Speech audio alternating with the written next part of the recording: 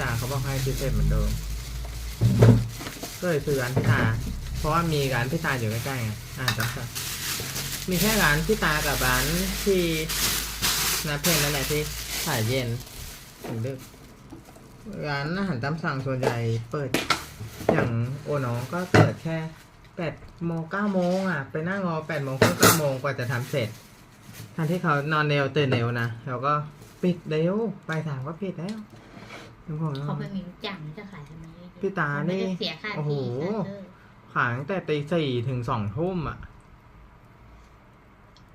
แล้วเพลงก็ประมาณเดียวกัน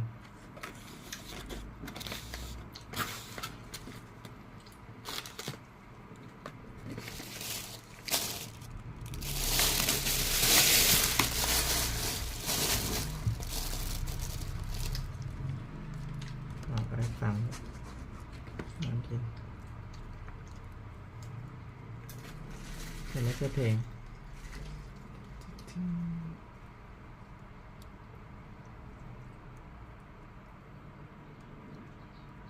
อันนี้เป็นหน่อไม้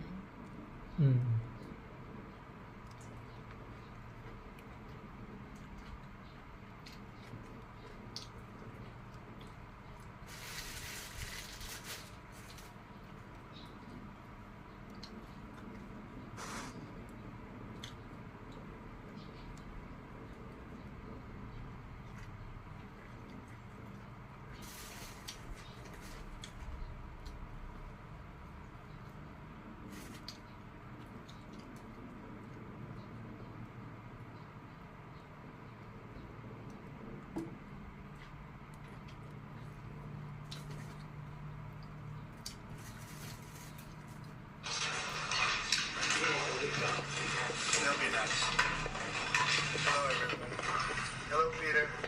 President Trump, how are you today? You're a big star. How are you? Doing very well, Mr. President. How are you? Good job, you know.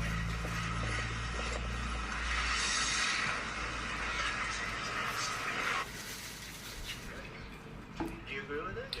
Okay, let's talk about that. Don't leave. We'll talk about that. Hello, everybody. So before we begin, we're going to talk about how good some of these numbers are, way ahead of schedule, especially as respect to manufacturing and manufacturing jobs. It's taking hold, and we've only been here a few weeks, but it's really, it's going to be something. I don't know if the rest of the world likes it, but people in the U.S. like it. That I can tell you. If I might, could you talk about the student loan situation, please? So later this afternoon, we're going to have prepared for your signature an executive order dealing with the Public Service Loan Forgiveness Program. This is a program that's designed to expedite basically the conclusion of payments on student loans for people who have taken out federally backed student loans. The problem, though, is that a lot of these people work for NGO organizations, for nonprofit organizations that engage in illegal or what we would consider to be improper activities. Support.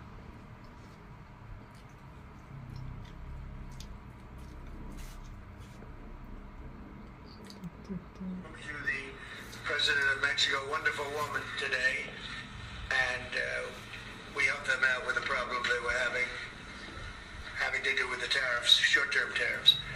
And we had a very good conversation. Also, we discussed drugs, and then we're working much harder lately. Do you notice that? On people coming in and drugs, and we've made tremendous progress on both.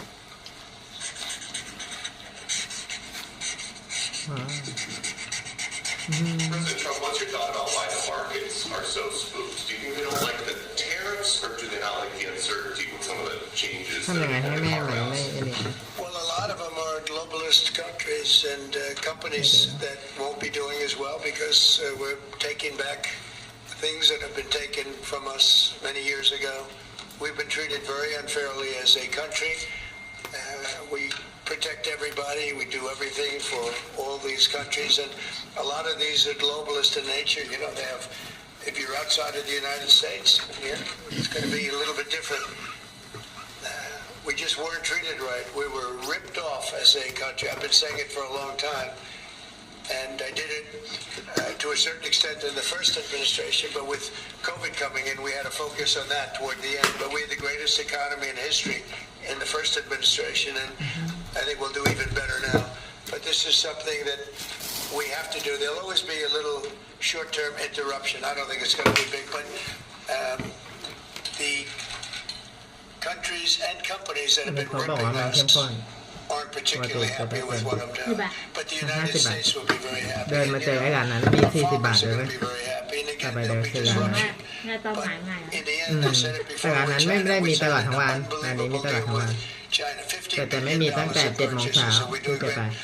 Biden, จะไป however, ประมาณ when he หลัง came in, 9 โม they ง never, they อัน never นี้ไม่เป็นไร enforced ใช่ไหม that deal. ก็ต้องสวย So, ถ้าไปเย็นๆก็มีหลายร้าน so that's the only thing that basically you have globalist ตอนแรก companies หนู that ก็ have เฮ้ย been มี ripping ร้าน us อ๋อ off that ที่ won't ไหน be ได้ able to rip us off ยำไม่นาน any longer. I think that's what the big charge is. ร้านขนมจีน Some of these exemptions that have been announced and some of these Yeah, no, temporary no, no, delays, have you been no. influencing those decisions because Oh, of the yeah. market reaction? ร้าน There ก็ were ที่ no delays at all. No, nothing to do with the market. I'm not even looking at the market because long term, But the in any United case- States will be very strong with what's happening here. Now, these are countries and companies, foreign companies that have been ripping us off, and no president did anything about it until I came along, and then I did a lot Thank you, about it. You know, we took in tariffs from China, no worries. $600 billion. Nobody else took in 10 cents from China. They อยาก never กิน did. ผัดไทย But แต่ว่า when เวลา COVID นั้น came มัน along, ทำไว้ we had to แล้วไง focus on นะ COVID. We did a great เอ job. We got อ rid of หนอ that. น We ended up handing over with a market that was higher than it was ไม่ได้จะไปกิน previous ผัดไทย to ที่เซ็นทรัล COVID เดียว coming in. But แล้ว this คน is ขายไม่ very อยู่ much ด้วย about companies and countries that have Right. ripped off this country, They our have it, country,คนขายก็มา our beloved USA, and they're not going to be ripping us off anymore. So, you know, I think that has an impact on the market. So But this that is a slate of nominees that's been prepared ตอน by the เช้าร้านกะเพราหมูสับอันนี้เขาทำเป็นแบบถาดๆไม่ได้ทำใหม่ๆอ่ะลูกค้าเขาน้อยลงไม่เหมือนปี Bad ที่แล้ว money enters the system, good money goes into hiding. But here's a 50-cent piece. ทำไง Kennedy, I want toแต่ talk ตอน to you เช้า about เชื่อ how ก็ไป to ซื้อ think richer. ซื้อกัน It's really tough to get rich มันคือ if ถาด you ว่า think ใหญ่ๆ like แล้ว a poor แล้วก็ person. ตัก And we ๆ all know poor people. They're all over the place. ก็ So มีหลาย let's อัน just show you กะ something. เพราไก่กะเพราหมูสับเมื่อก่อนปีที่แล้วมีแค่กะเพราหมูสับ Here. This here is a gold Rolex Daytona. The younger people have no idea what Daytona means, but this was Paul Newman's watch and all this stuff. And I own 4 Daytonas. They go, oh, what a waste of money. That's how a poor person thinks. Why do I buy a $50,000 watch, let's say it is, and gold rings and all this? Well, the reason is because the national debt of America is through the freaking roof. We're going bankrupt. The way America, with our politicians, the way they solve their problems is they print money. One thing wrong with printing money. The rich get richer and the poor middle class get poorer. Gresham's law says when bad money enters the system, good money goes into hiding. But here's a 50-cent piece. Kennedy $50, 1964. This is from my friend Jim Clark, Republic Monetary Exchange here in Phoenix, Arizona. I buy a lot of gold and real gold and silver from him. So when bad money enters the system, which is the bad money, this or this? See, Gresham's law says when bad money enters the system, good money goes into hiding. This is bad money. This is real money. So what happens is, when I show this to most people say, which one? I said, which one do you want? The $10 or the 50-cent piece?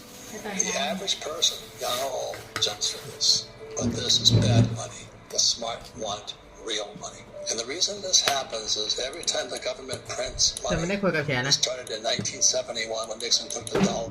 I want to talk to you about how to think richer.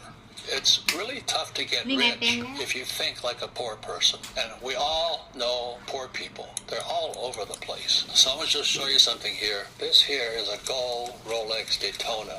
The younger people have no idea what Daytona means, but this was Paul Newman's watch and all this stuff.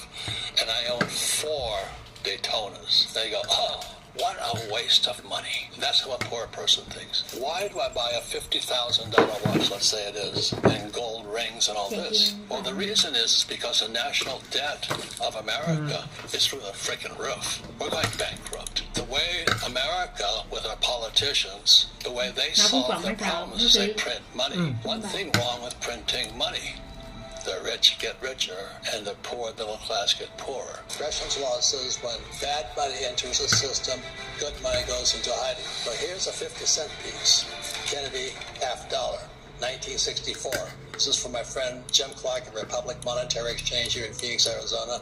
I buy a lot of real gold and silver from him. So when bad money enters a system, which is the bad money? This or this? ภาษาเขาอยู่ See, Gresham's law says when bad money enters a system, good money goes into hiding. This is bad money.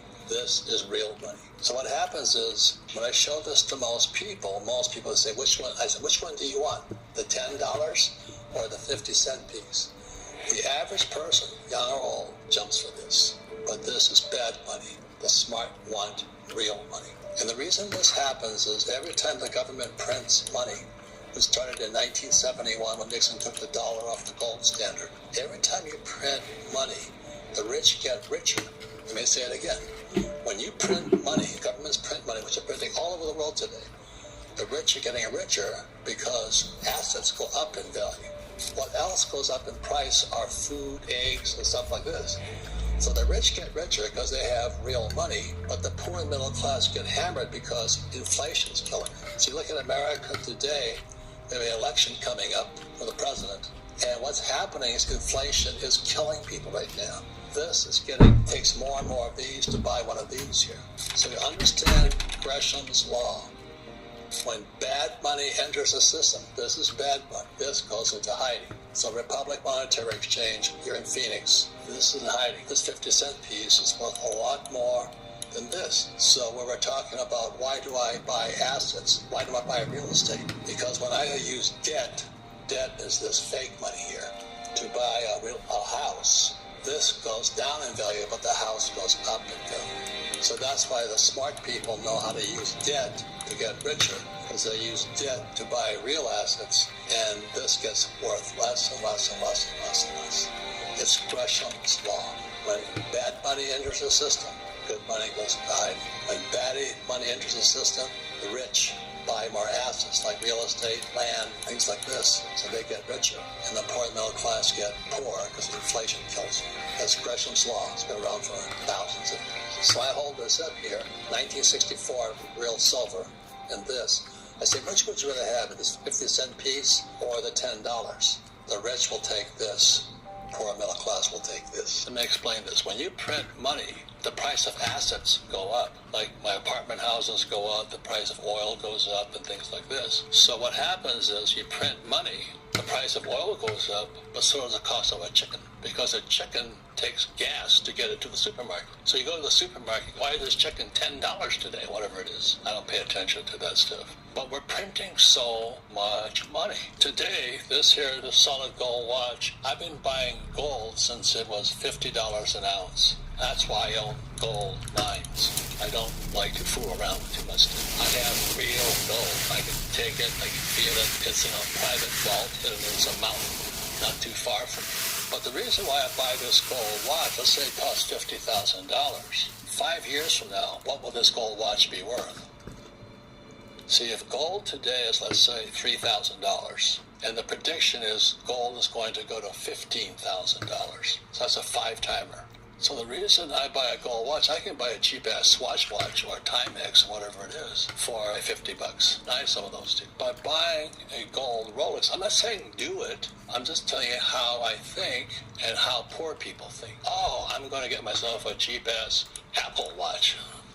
No right, lefty Apple person would buy a solid gold Apple watch, because it doesn't fit their genre. But when I buy this thing here, I get to wear my asset on my wrist because it gets more valuable the more our government is fucked up. The more they print money, the more valuable is not the watch, it's the gold in the watch. So I'm just saying to you, that is how I think. And I was trained to think that way. But a poor person, they want to buy something that's nice looking but inexpensive. And that's why they're poor. Some people will buy, like I see women with these very expensive handbags. I hate to tell you this. The only place that's going to be good for is a Salvation Army thrift store. But they have some Gucci bag or something, or they got Gucci shoes, or whatever they have. But there's nothing wrong with wearing your assets on your wrist, or gold earrings, because it's not the earring, it's the gold. So if you can understand that, the reason poor people are poor is they think if they get something for cheap, they're smart, but they're really poor. So ladies and gentlemen, people talk about mindfulness now. Buddhism is mindfulness. What are you saying to yourself? Oh, I can get by doing this, or I can eat cheap food, or I can do this. Remember this is the rule. When the government prints money, assets go price up in price. The rich get richer, but the poor get poorer. So when you print money, the price of gasoline goes up, I get richer because I own oil wells. The poor and middle class get poorer because they're putting gas in the car. It's also taking gas to get that chicken and toilet paper to the supermarket. So that's what's going on in America today. And the biggest problem, as you know, is that most of our leaders, a lot of them are school teachers. Like Tampon Tim Walz, who ran with Kamala. He's a college professor or something like that, the governor. Don't hang out with poor people. It's a waste of your time. My poor dad, smart guy and all that, poor as a church mouse. He wanted everything that was inexpensive rather than something that was valuable. Not the price, but what is the long-term value of what you're buying. Today I'm taking delivery on a new car. Not that I need a new car, but it's a very rare car. So I get to drive around in a very rare car that only rich people can afford. Oh, well, today I'm taking delivery on a new car. Not that I need a new car, but it's a very rare car. So I get to drive around in a very rare car that only rich people can afford. Oh, well, such a waste of money. I'd rather drive around my Toyota Prius. Okay, that's fine. You get from point A to point B, but you get richer. No, that's the problem. So the problem isn't the Toyota Prius or my new collector car coming in. The problem is how you think. So ladies and gentlemen, it's called mindfulness. Be mindful. The question is, are you thinking like a rich person, a poor person, or a school teacher? So if you want to find out the top 3 things that schools should have taught you about money, and 3 is light, man. They don't teach you anything. But the top 3 things a school did not teach you about money, please watch the next video. I'm going to talk about today the top 3 things schools do not teach you about money. So number 1, you want to be rich. Financial literacy is, do you speak the language of money? Most important. And the problem with, so if you want to be a doctor, that must cease to and teach your friends and family. That's how we all get richer. So my final words on here is, I'm going to say it to you. The secret to my success is incompetence. So combined, we're over $2 billion in debt. There's a big misconception about debt that most people have. We're about ready to tell you about it. If you knew what money really is, the U.S. dollar and all fiat currency is debt. So to live debt-free, I would say, is almost impossible. Well, all of debt is money, and so it's just a matter of whose it is. It's just my money or it's your money. And so the way the banks are set up is everybody puts their money into the bank in the form of a deposit, and then now that's a problem for the bank. It's actually a liability for the bank. It's the expense of the bank because it's not their money. They owe you interest on your money. So all you do is you go get it.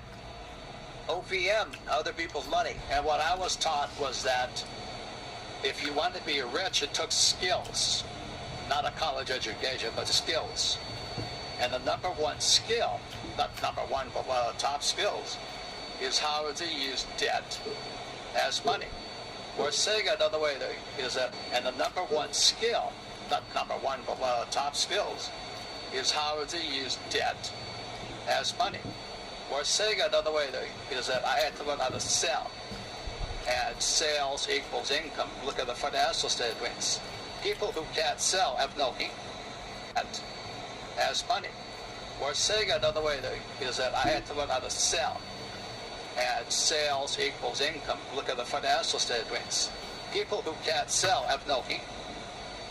So the thing my rich dad used to teach me was that he said, when you look at somebody, you go, excuse me, is that my money in your pocket? So our job as entrepreneurs and as capitalists is how do we use debt and create assets that other people reach into their pocket and give it to us. That's what capitalists. Yeah, like for example, on this jet that we're on, other people reach into their pocket and give it to us. That's what capitalists.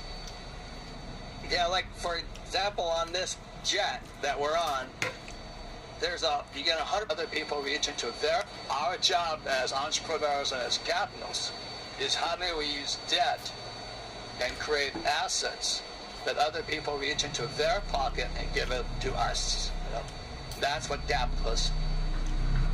Yeah, like for example, on this jet that we're on, you get 100% bonus depreciation. At least when I bought it, that's what it was.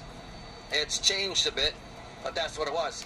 You could buy a $10 million jet, finance it with 80% or $8 million, put $2 million down, and actually write off $10 million using debt, and you get tax breaks. We get tax break. You get a $10 million tax break, but $8 million of it is OPM or other people's money. It's debt. So you do the same thing with real estate, except with real estate, you actually have tenants pay it off for you. So one of the things we could have done with this jet is we could have put it into a charter, and we could have had other people paying it off for us as they're flying it all over the place. But I didn't want to do that. It'd be like buying a new car and handing it over to Uber. So for this particular jet, we're not going to do that. But in real estate, that's actually what you do. And the jet and real estate are very similar because, as I hear so many poor people say, I can't afford it. I don't have the money. I don't have the cash. That's why they're poor. If they understood how to use debt and pay nothing in taxes, they could afford the jet. But instead, because they've been programmed, these experts who say live debt-free, they just say I can't afford it because there's always kind of two categories. There's good debt and bad debt. We talk about this a lot. So what a lot of people talk about is bad debt. So unfortunately, they believe debt is a bad word. So bad debt is buying things that depreciate over time. But even after we bought this, it's gone up in value by over at least $1 million since we bought it. And so this asset has appreciated. Now, there are reasons for that. But most people buy assets that depreciate, like in cars, for example, or they put things on their credit card, as an example. That's bad debt. But good debt is used for when people pay it off for you. That's the point of good debt. That could be anything. But good debt makes you rich. Bad debt makes you poor. Some people say cut up your credit card. That's not bad advice. Oh, and this guy Dave Ramsey said, in cars, for example, just buying things that experts who say live debt-free. They just say I can't afford it because there's always kind of two categories. There's good debt and bad debt. We talk about this a lot. So what a lot of people talk about is bad debt. So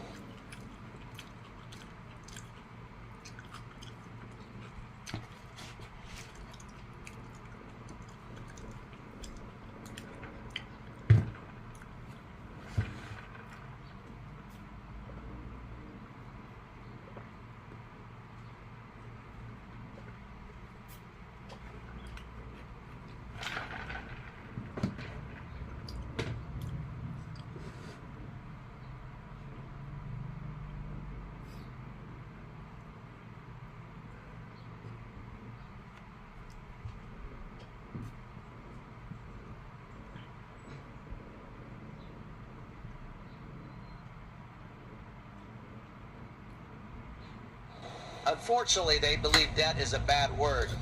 So bad debt is buying things that depreciate over time. But even after we bought this, it's gone up in value by over at least $1 million since we bought it. And so this asset has appreciated. Now, there are reasons for that. But most people buy assets that depreciate, like in cars, for example, or they put things on their credit card, as an example. That's bad debt. But good debt is used for when people pay it off for you.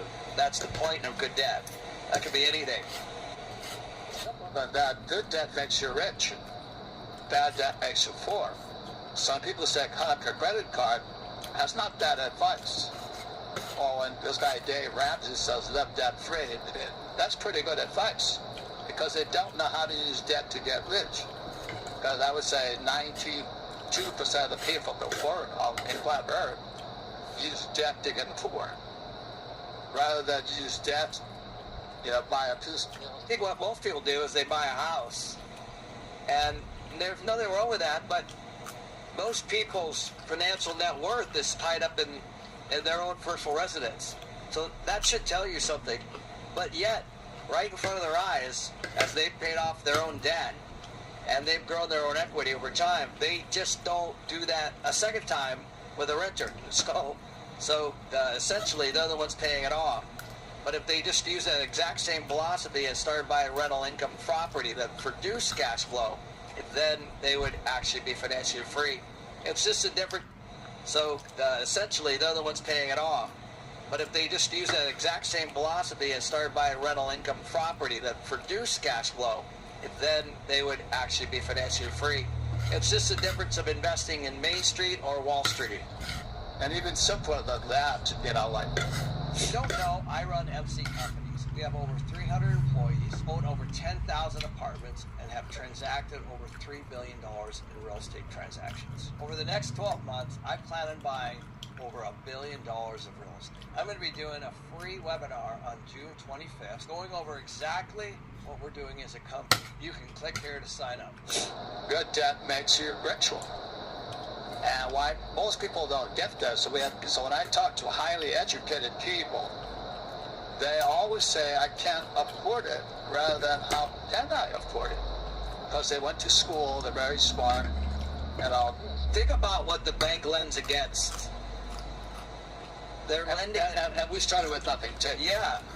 He wasn't born with a jet, I wasn't born with it. Right. Like, my jet was Southwest Airlines. But no, the truth is, like, a bank or a lender lends against something, and that collateral is actually what they lend against. So if you just got to think that way. So this is not having a great credit score and going and get a bunch of loans. This is actually finding an asset that somebody could lend against, because ultimately, if you default, then they get this jet back, and that's how they pay back their debt. So that's how debt works. It always starts with some kind of collateral, and hopefully that's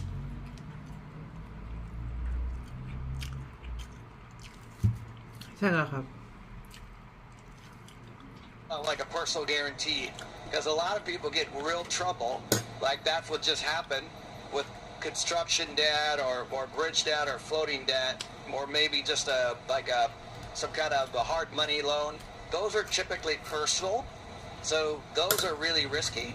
What you want is debt that is not a personal guarantee, and you want something that bank would take this back if I can't pay for it, let's say, and then they would sell it, that would pay back their debt. So it's always based on the asset itself. Money or this jet back, what they lend against. So if you just got to think that way. So this is not having a great credit score and going and get a bunch of loans. This is actually finding an asset that somebody could lend against, because ultimately, if you default, then they get this jet back, and that's how they pay back their debt. So that's how debt works. It always starts with some kind of collateral, and hopefully that's not like a personal guarantee, because a lot of people get in real trouble, like that's what just happened with construction debt or bridge debt or floating debt, or maybe just some kind of a hard money loan. Those are typically personal, so those are really risky. What you want is debt that is not a personal guarantee, and you want something that bank would take this back if I can't pay for it, let's say, and then they would sell it, that would pay back their debt. So it's always based on the asset itself. And again, it's like, it all begins with your attitude towards the whole thing. That's where it begins. Dave Ramsey is quite accurate. He says live debt free. Self. And you want something that bank would take this back if I can't pay for it, let's say. Then they would sell it, that would pay back their debt. So it's always based on the asset itself. And again, it's like, it all begins with your attitude towards the whole thing. That's where it begins. Dave Ramsey is quite accurate. He says live debt free. Because if you're not willing to study, learn, I mean, we're going to study, you know, with George Gammon's event and all that. We're constantly studying. We're constantly reading. Our friends are rich people because we're always studying, we're always reading. Our discussion on this point is macroeconomics. Not who's going to win the World Series. So it's who your friends are. And most of the people I know whose friends, they're poor, but they'll talk about basketball, football, you know, what's on TV, and that's why they're poor. So when I say buy a jet, they say, oh, I can't afford it. Or start your business. Oh, that's too risky. You have a prayer because it starts there. My poor dad always said, I can't afford it. And my rich dad always said, poor people say I can't afford it more than rich people. So discipline, here's my best friend's one, their rich dad was, discipline yourself to say, how can I afford it? When you say, how can I afford it? You can open your mind up and go figure out how to do it. You know, when somebody's teaching me, I often want to ask, well, get out and show us your financials, prove to us you know what you're talking about. Most people cannot. They have a lot of theory. They'll tell you how to do, tell you how to do that, but choose it.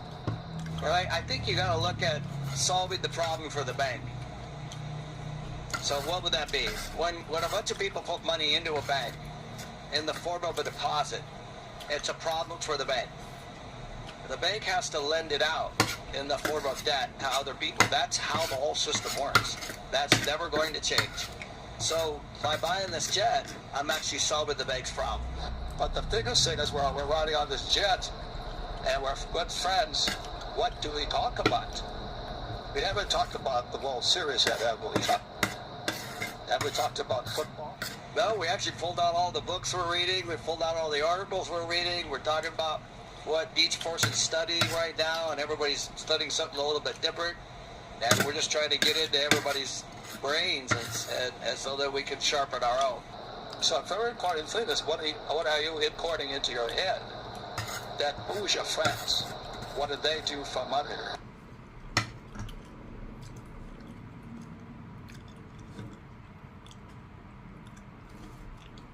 First day I was in your office when we were going to be working together, you said, I don't care about making more money.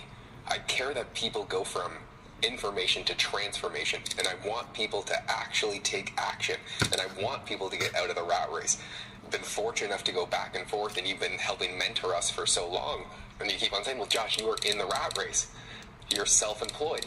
How are you going to go from self-employed to the B and to the I quadrant? And so that is my question for you, Robert. How can young people today, knowing the situation that we're in, go from self-employed or employee to B to I? What's the question? What does God want done? God wants you to ask those questions. So anyway, this is the whole Genesis. It's always the evolution.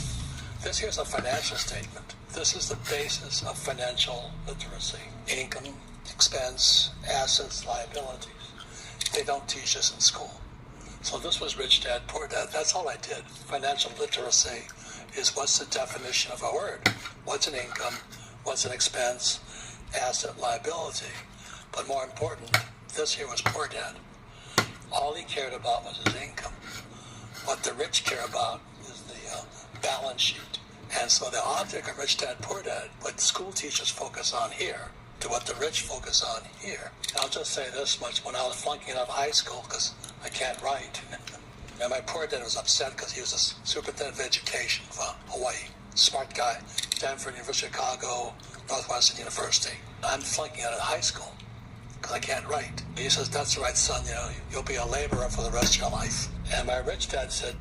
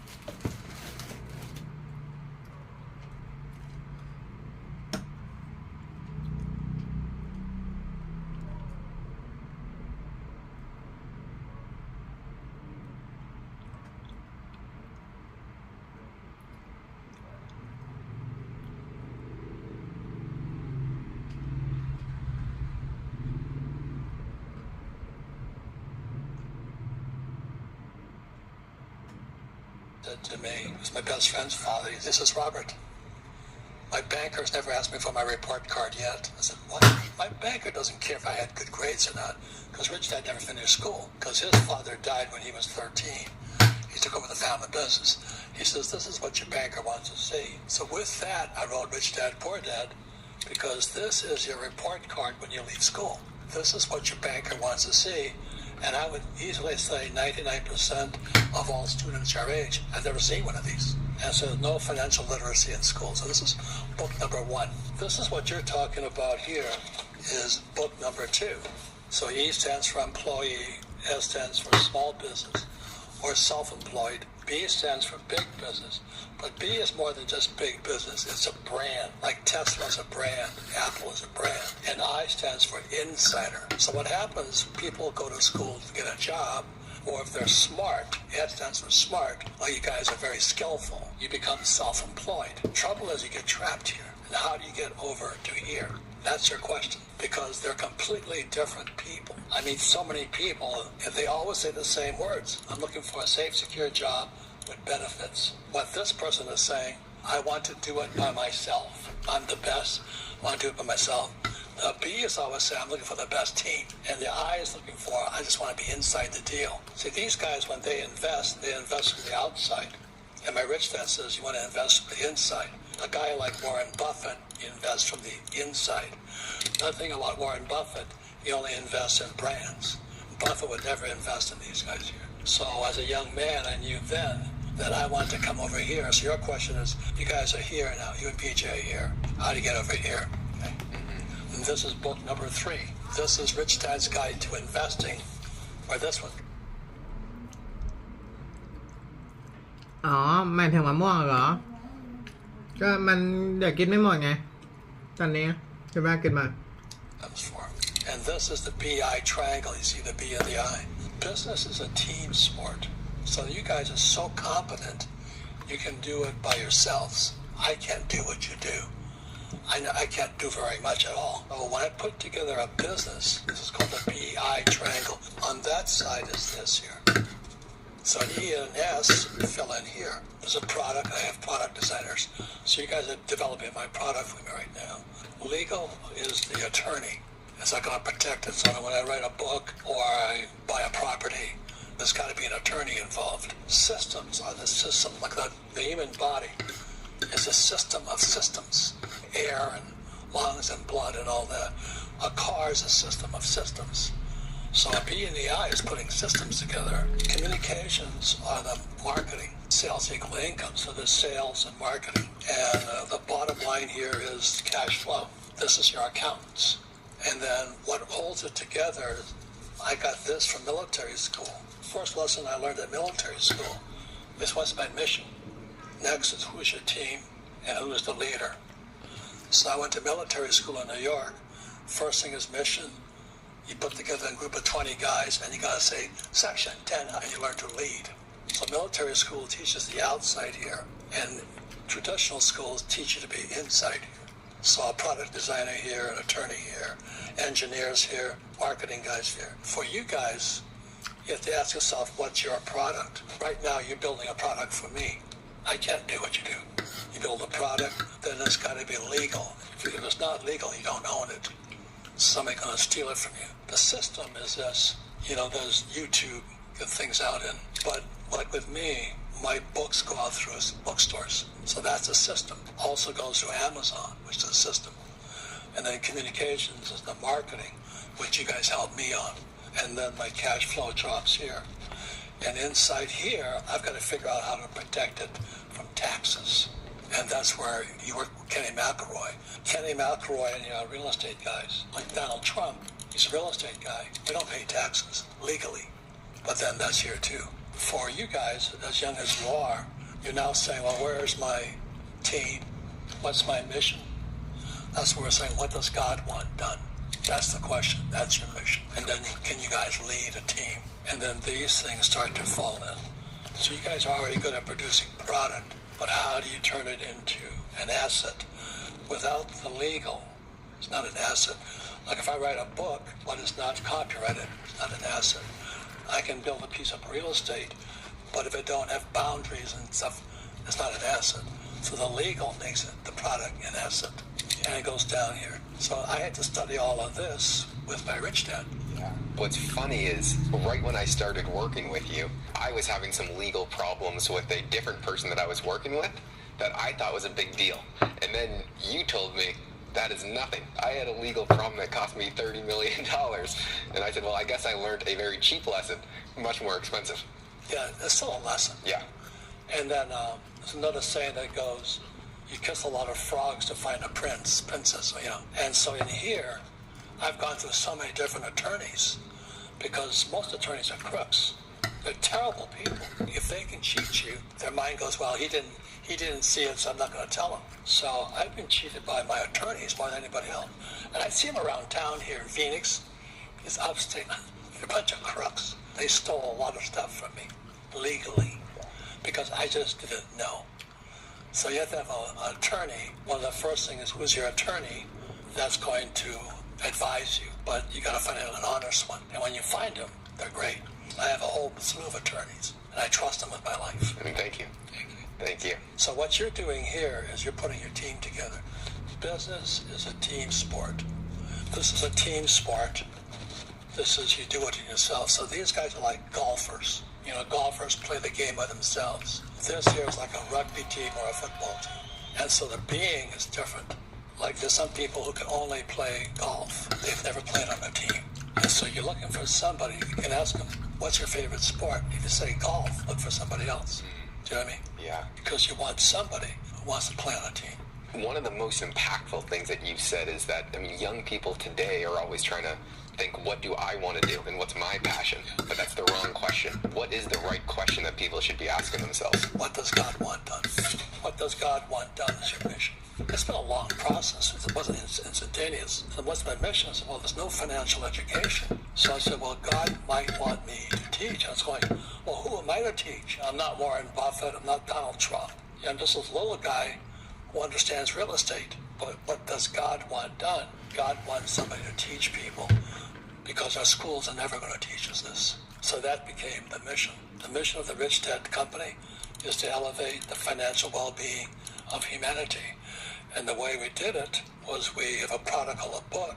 It's copyrighted trademark. It's put into different languages and it pumps through bookstores like Amazon and Borders bookstores and all that. And that's where the cash drops here. And on this side of it, where Kenny, who you work with, I have to invest my cash flow in property. If I don't invest it in property, I pay tax. So there's so much to learn here. But this was book number 3. It's called Rich Dad's Guide to Investing. This is where you guys are at right now. You guys are already developing product. The question is, how do you legalize it so that you own it? Then how's the system of delivery, like YouTube's a good system of delivery? Thank you, Robert. Thank you. You guys are on your way. Thank you. So if you want to find out the top 3 things that school should have taught you about money, and 3 is light, man. They don't teach you anything. But the top 3 things a school did not teach you about money, please watch the next videos. I'm kind of wondering, why are there so many poor people? Most people are trapped into a financial cycle that is designed to keep them working forever. But the top 5% play by a completely different set of rules. I'm very concerned. I'm actually a big-hearted guy. And it's all these poor people, and the gap gets bigger and bigger and bigger between rich and poor. It is so fucking easy to get rich. And if you're poor, then you really got some screws loose up here. So listen to this thing. So I'll tell you how I came about it. This here is a 1964.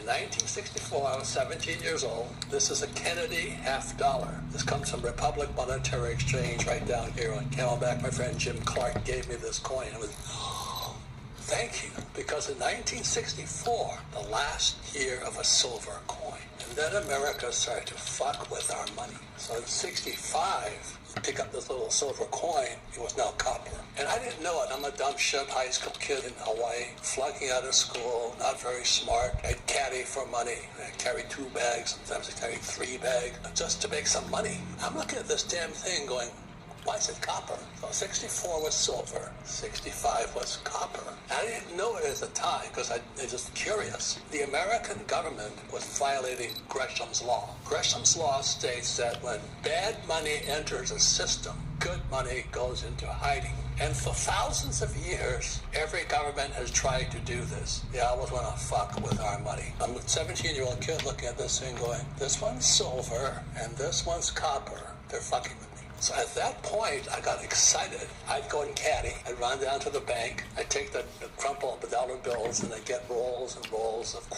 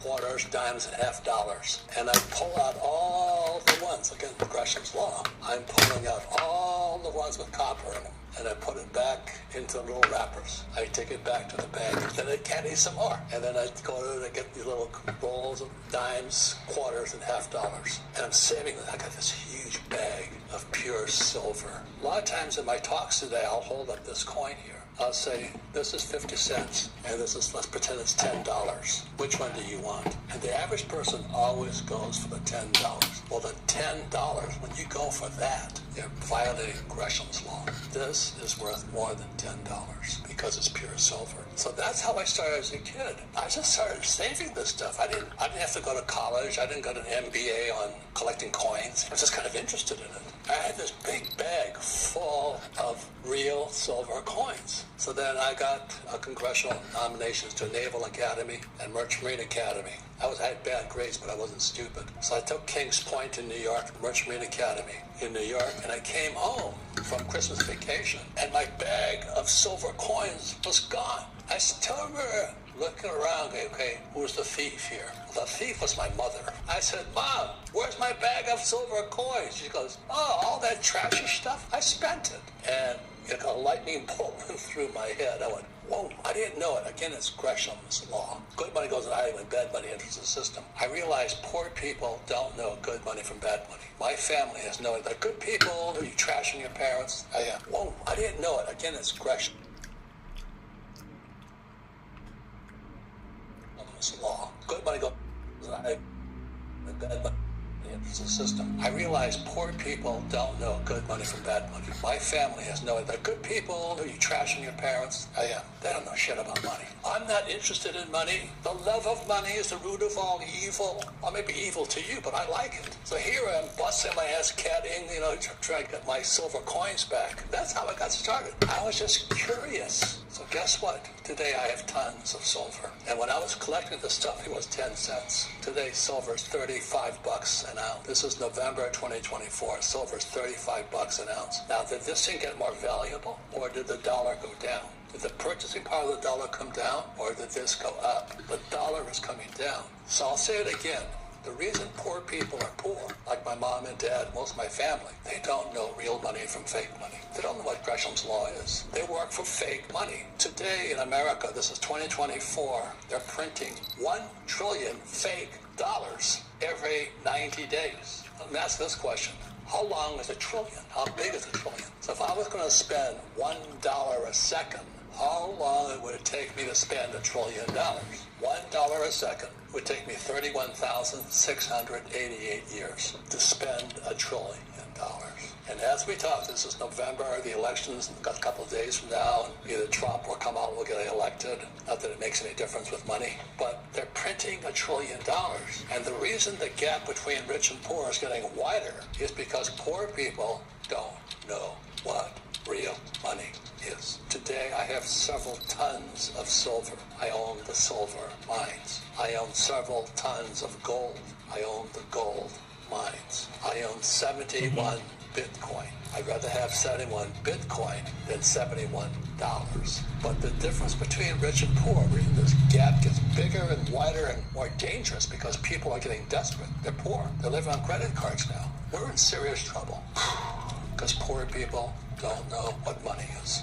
They violate Gresham's law. They work for fake money. Oh, I got a pay raise. I'm making $100,000 a year. Well, $100,000 this year was not worth nothing, but you're working hard for money. So that's why if you read Rich Dad, Poor Dad, 26 years now, #1 book in history, says the rich don't work for fake money. The rich work to acquire assets. Silver is an asset. Fake silver is a liability. And it's as simple as that. Other thing that happens is when they print money, the rich get richer. So when they print money, more fake money comes into the system. So because I own silver and gold mines, I own businesses, I own real estate, I have all that. Because I have real assets, it goes up. I get richer. But if you have fake assets, like fake silver dollars, say you lose money. That's the reason the gap gets wider and wider. It's really easy to get rich. All you gotta figure out is how do you want to get rich? I've often said there's a million ways to go to financial heaven, but a billion ways to go to financial hell. And I'm really a stupid son of a bitch. I mean, I'm not very bright, so I flunked out of school. But I just know if I save these, or if I save Bitcoin, or if I save gold,